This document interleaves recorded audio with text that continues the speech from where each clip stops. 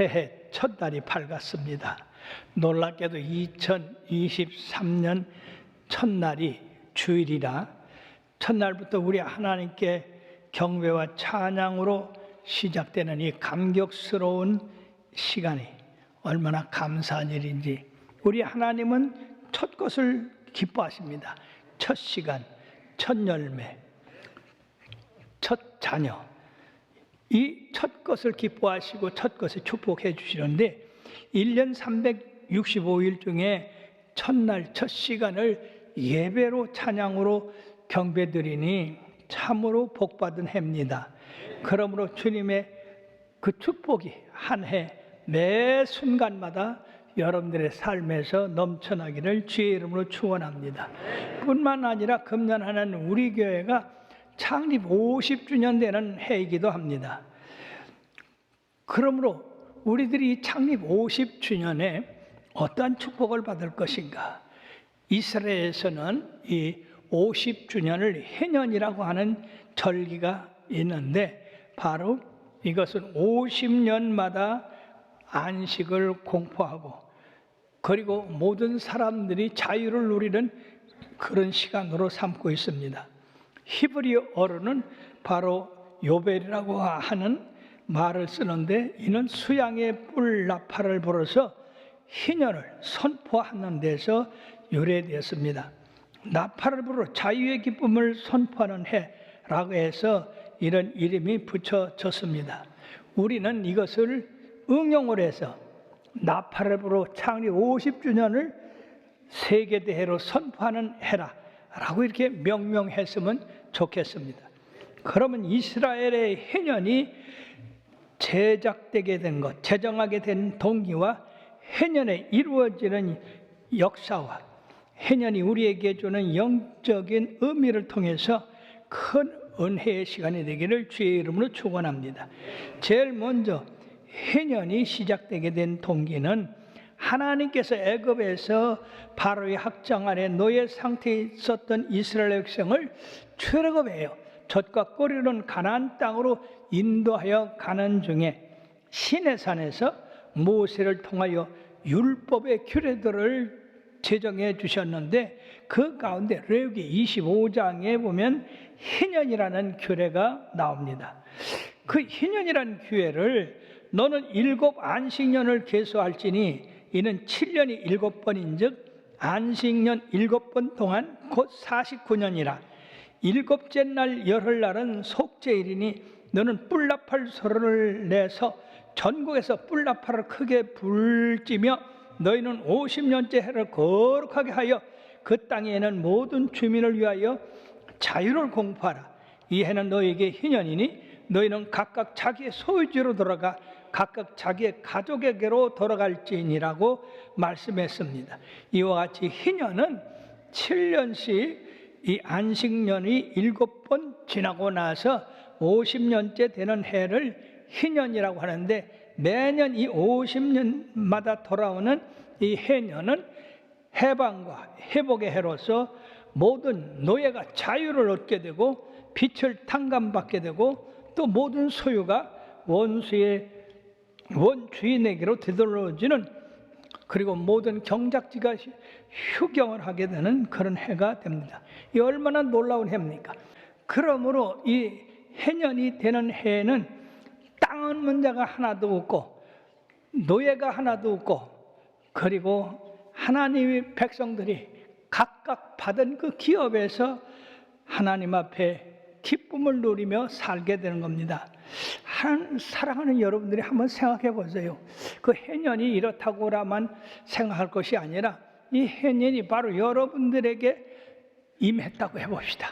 만약 여러분들이 돈이 없어서 집을 다른 사람한테 팔았는데 해년이 되니까 그 집을 다시 찾게 되고, 여러분들이 노예가 돼서 슬픔의 세월을 보내는데 자유를 받아가지고 노예에서 해방됐을 때 그 기쁨이 얼마나 크겠습니까? 이처럼 해년은 우리 하나님께서 그 백성들을 특별히 긍휼히 여겨서 지정한 해가 되는 건데, 해년에서 구체적으로 나타난 몇 가지는, 첫째는 신분적으로 노예에서 해방이 돼서 자유인이 된다는 겁니다. 소유권적으로는 땅과 기업이 첫 임자한테도 돌아간다는 거예요.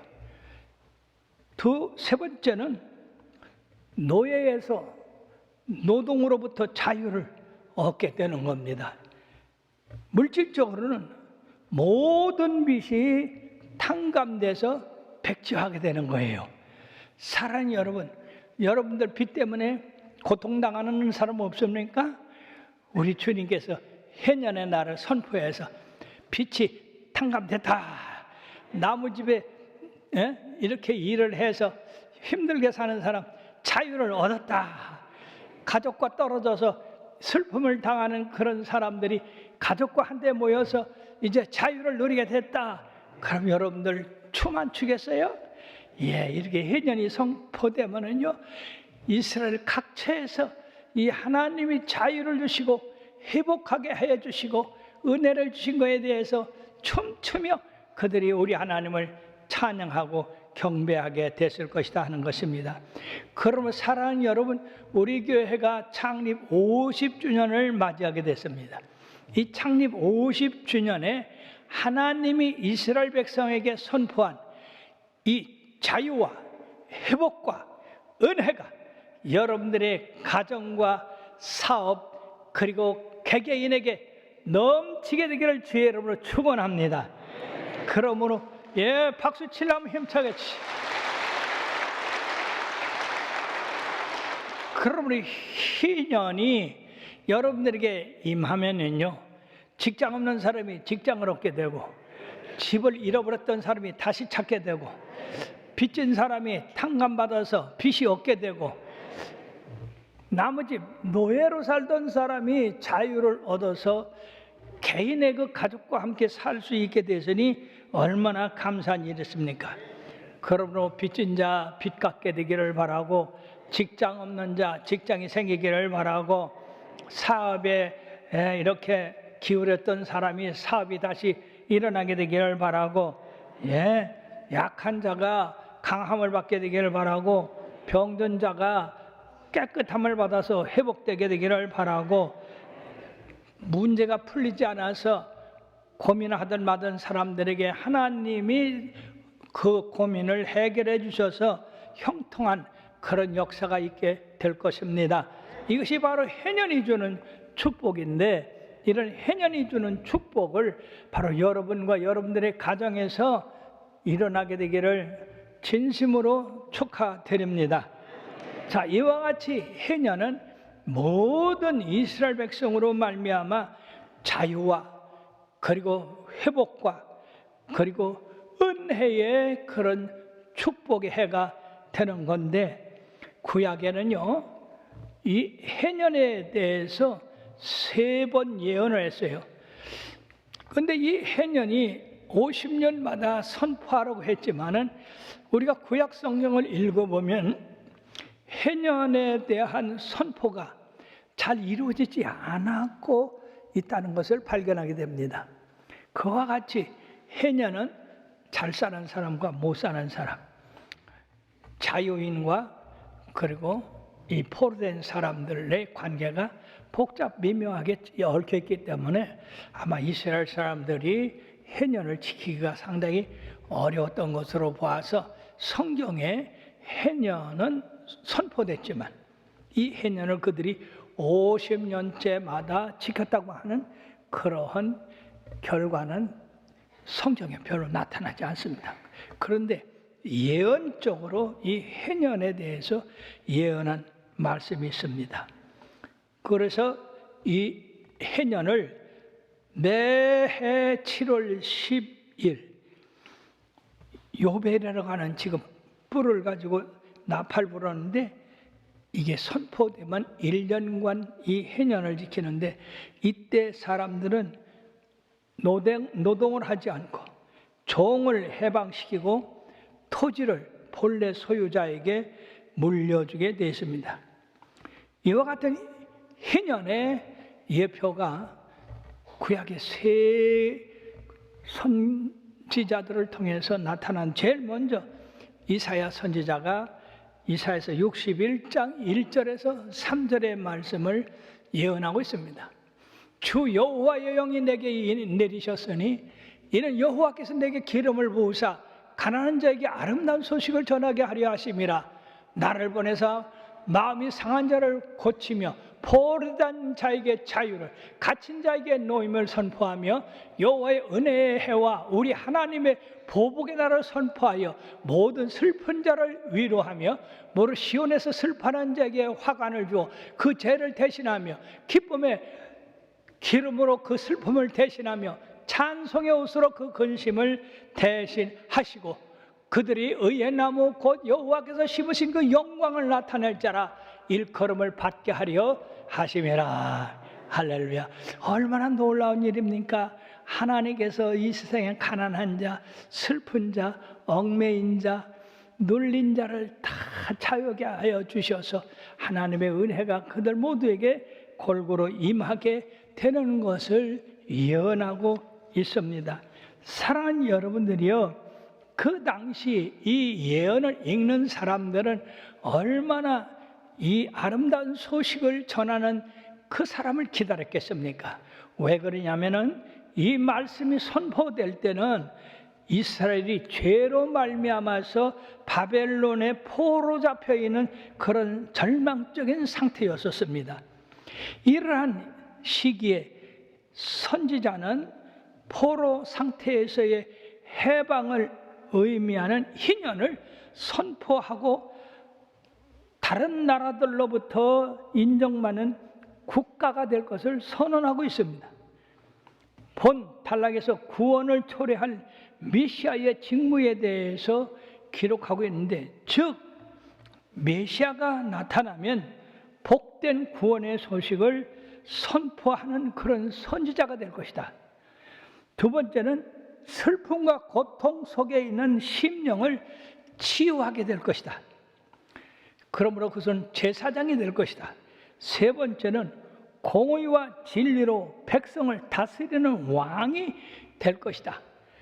이러한 역할을 동시에 수행할 수 있는 분이 나타나기를 이스라엘 사람들은 간절히 사모했던 겁니다. 여러분들이요, 그들이 이 바벨론의 고통을 당하고 속박을 당하고 어려움을 당할 때 얼마나 더 이 일을 사모했겠습니까? 그러므로 본문의 핵심적인 내용은 아름다운 소식을 듣는 자의 대상은 이스라엘의 포로로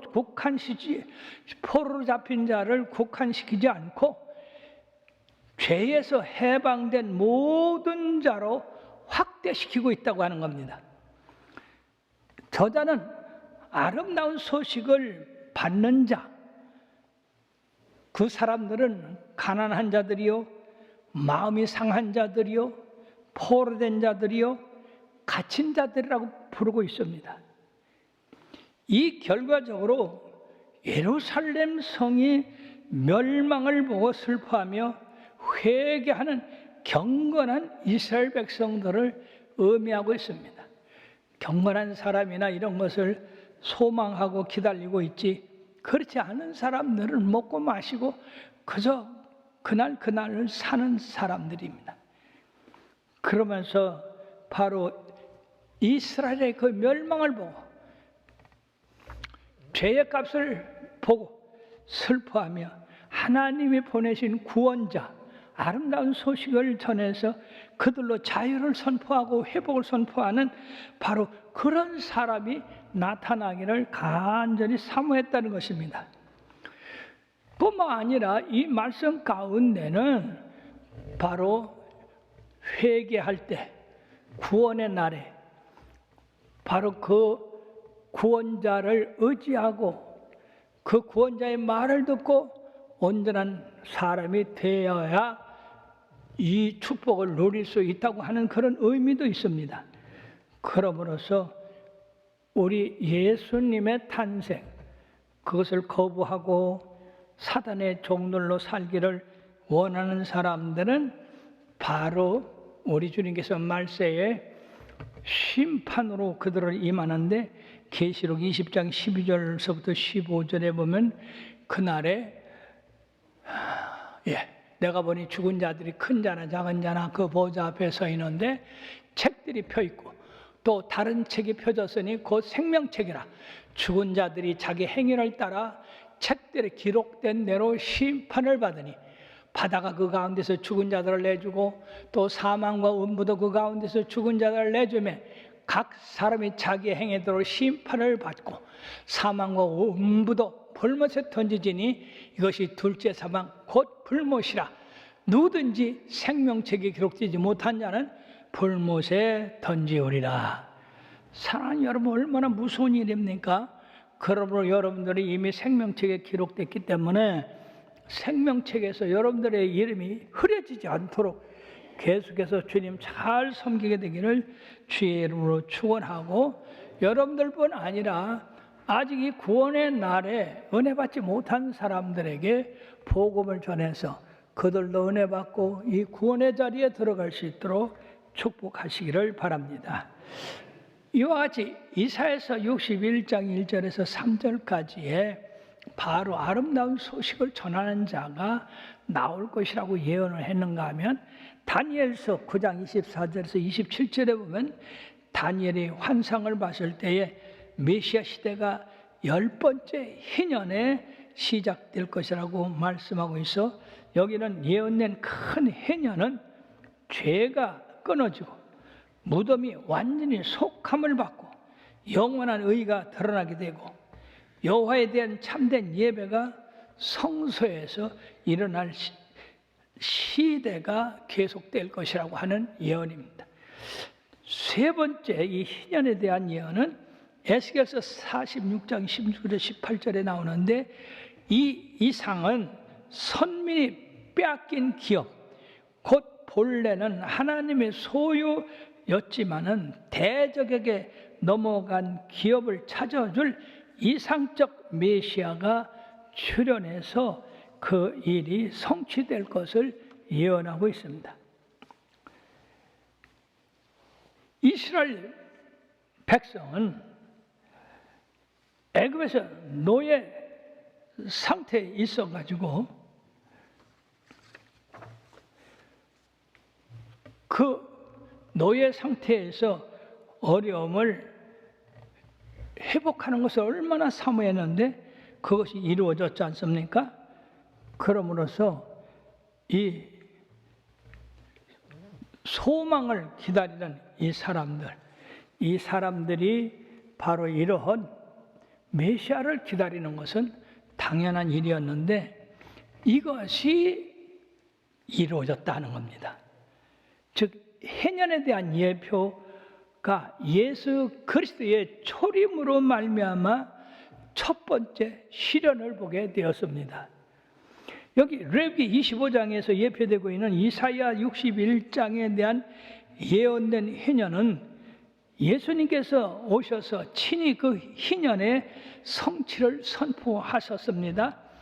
이사야서 61장 2절에 은혜해, 누가복음 4장 19절에 은혜해라고 하는 이 같은 말은 바로 레위기 25장에서 예표된 그 희년을 말씀하고 있는데, 이사야서 61장 1, 2절은 예수님께서 성육신됨으로 이 땅에 오셔서 이루실 주님의 사역을 예언한 말씀입니다.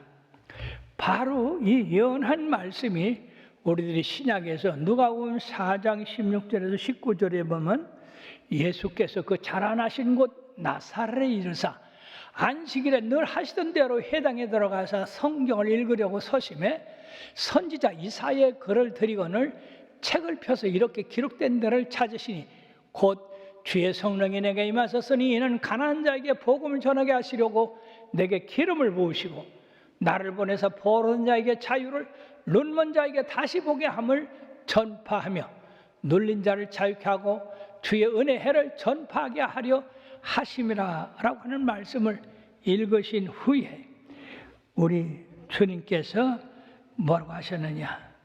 이 예언의 말씀이 바로 너희들에게 임하였다. 얼마나 놀라운 선포입니까? 그러므로 사랑하는 여러분들이요, 예수 믿는 사람들은 참 복된 사람들이에요. 왜냐하면은 우리의 육신의 눈을 가지고 보는 것만이 다가 아닙니다. 영적인 것은 우리의 육신의 눈으로 봐서 되는 게 아니고 마음으로 깨닫고 성령님께서 우리의 눈을 열어 주셔야 되는 거예요. 바로 그러한 영적인 눈을 우리가 뜨게 됐으니까 더 밝히 볼 수 있도록 성령님께 늘 의지해서 하나님의 그 깊은 비밀을 깨닫게 되기를 바라겠습니다. 그러므로 타락한 인류는 죄와 사단의 종로로 돼서 수고와 무거운 짐을 지고 가다가 결국 죽을 수밖에 없는 그런 운명에 처하게 되는데, 예수님께서 마태복음 11장 28절부터 30절까지 뭐라 했습니까? 수고하고 무거운 짐 진 자들아 다 내게로 오라. 내가 너희를 쉬게 하리라. 나는 마음이 온유하고 그리고 겸손하니 내게 와서 내 몽에를 메고 내게 배우라. 그럼 너희가 쉼을 얻으라고 말씀했습니다. 우리 인생의 삶이 수고와 슬픔밖에 없다고 하지 않습니까? 모세도 시편 90편 10절에 인생의 70이요 강건하면 80이라도 그 연수의 자랑은 수고와 슬픔밖에 없으니 신속히 날아가네이다. 그러면 12절에 보면 우리가 우리 날 계수함을 가르치사 지혜의 마음을 얻게 하소서. 우리가 살아가는 것이 수고와 슬픔밖에 없다고 한다면 참으로 불쌍한 자가 될 겁니다. 그러나 우리에게는 저 영생이 있습니다. 영원한 나라가 있어요. 거기는 이별도 없고 슬픔도 없고 병듦도 없고 해나 뜨거운 기운에 상함이 없습니다. 그러므로 사랑하는 여러분, 우리 주님이 오셔서 이사야가 예언한 그 희년에 바로 메시아가 자기라고 하는 것을 1차로 증거해서 지금 우리들은 예수님이 선포한 그 희년의 해에 축복을 누리고 살고 있습니다. 근데 이것이 완벽하지를 못합니다. 왜냐하면 우리가 세상에 사는 동안에 다 수고해야 되고 또 병들어 죽게 되고 그렇기 때문에 완벽한 희년, 그것은 제2의 예수님의 재림의 순간에 임하게 된다고 하는 것입니다. 계시록 21장 4절 5절에 보면 모든 눈물을 그 눈에서 닦아주시니 다시는 사망이 없고 애통하는 것이나 곡하는 것이나 아픈 것이 다시 있지 아니하리니 처음 것들이 다 지나갔음이라. 보좌에 앉으시니가 이르시되 보라 내가 만물을 새롭게 하노라 하시고 또 이르시되 이 말은 신실하고 참되니 기록하라 하시고. 사랑하는 여러분들이요, 얼마나 놀라운 새로운 세상이 우리를 위하여 기다리고 있습니까? 거기는 이별이 없고 슬픔이 없고 해나 뜨거운 기운에 상함이 없고 목마름이 없고 죽음이 없는 그런 세상을 우리 주님께서 예비하셨다가 바로 2차 예수님이 재림하시는 그 순간에 1차적인 예수님의 희년을 누렸던 그 사람들을 이제는 완벽한 그 하늘나라로 인도하여 주셔서 죽음이 없고 이별이 없고 슬픔이 없는 그 하늘나라로 인도하심으로 우리와 예수님이 영원히 함께 살게 하신다고 하는 것입니다. 지금 제2의 희년이 남아있어요. 바로 희년이 가까워지고 있습니다. 그러므로 사랑하는 여러분들이요, 우리들이 제1 희년은 예수님의 이 땅에 초림으로 말미암아 성취되었고, 그리고 지금까지 모든 신약의 성도들에게 그 희년의 축복이 임하여 있고, 그 다음에 이제 완전한 희년, 죽음이 떠나가고 죄가 떠나가고 사망이 떠나가고 마귀의 괴가가 떠나가는 그 완전한 희년은 바로 예수님이 재림할 때 이루어진다는 것을 기억하시고 주님 오실 때를 사모하며 이 땅에서 여러분들이 주님의 주신 그 해년을, 즉 자유와 희복과 그리고 은혜를 끝까지 누리시다가 다 주님 오실 때에 그 나라에 들어가 완전한 희년에 살게 되기를 주의 이름으로 축원합니다.